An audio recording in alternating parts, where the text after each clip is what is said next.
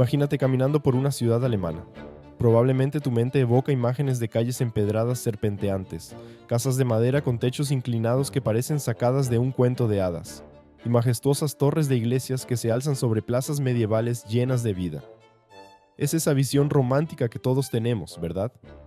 Pero la realidad es diferente, muy diferente. En la mayoría de las ciudades alemanas actuales, te encontrarás con algo completamente distinto.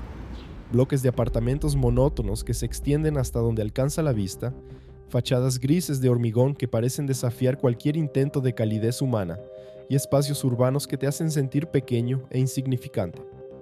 No es solo que sean poco atractivas, es que muchas de estas ciudades se sienten directamente hostiles hacia sus habitantes. ¿Cómo llegamos aquí? ¿Cómo pasó Alemania de ser el epítome de la arquitectura europea romántica a convertirse en un testimonio de lo que muchos consideran el fracaso del urbanismo moderno?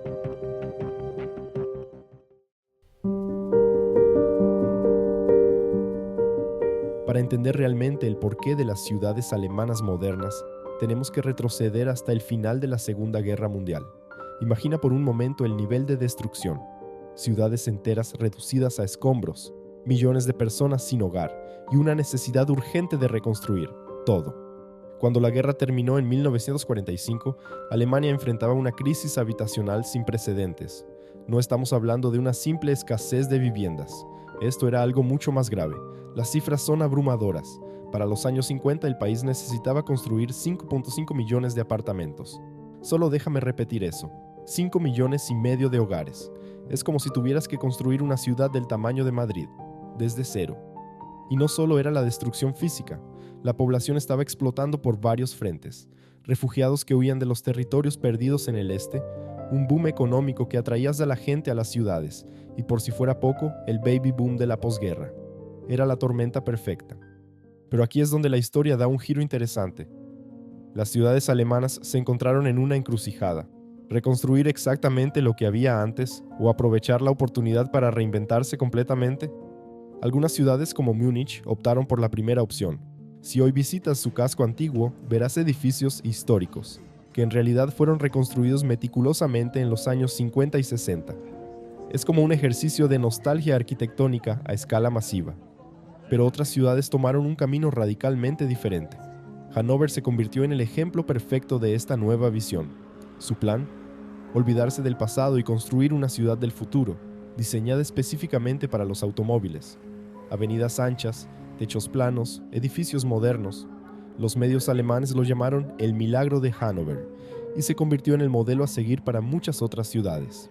La pregunta es: ¿qué pasó cuando esta visión moderna y funcional se encontró con la realidad de la crisis habitacional?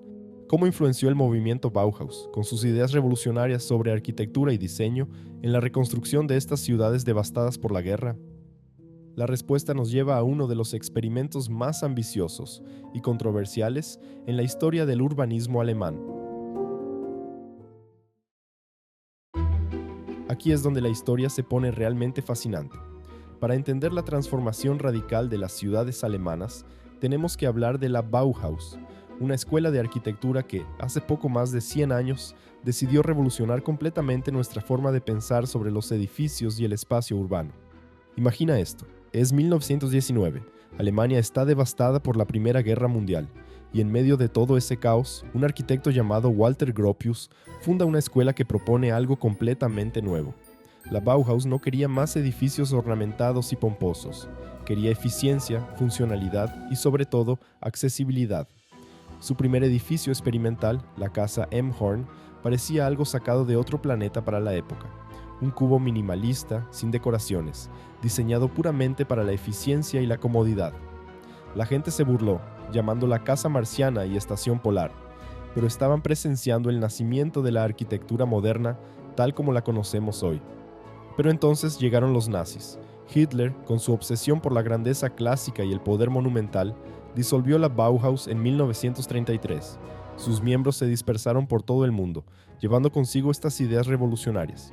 Lo que nadie esperaba era que esas mismas ideas regresarían para remodelar Alemania después de la Segunda Guerra Mundial. Y aquí es donde la historia se divide en dos caminos fascinantes. Por un lado, tenías ciudades como Múnich, que que decidieron reconstruir exactamente lo que había antes, piedra por piedra, como si la guerra nunca hubiera sucedido. Es por eso que hoy puedes caminar por su centro histórico y sentir que has viajado en el tiempo. Pero por otro lado, ciudades como Berlín abrazaron la modernidad con todo su potencial. El ejemplo más dramático es el Gropiusstadt, un complejo habitacional masivo nombrado en honor al fundador de la Bauhaus. La visión era noble: crear una ciudad satélite llena de luz y espacio, rodeada de parques y jardines. Pero la realidad fue muy diferente. La crisis habitacional forzó a los desarrolladores a construir hacia arriba, creando torres de hasta 30 pisos, y los espacios verdes prácticamente desaparecieron.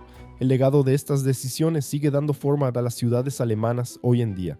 Mires donde mires, verás el predominio del hormigón, el vidrio y los espacios diseñados prioritariamente para los automóviles.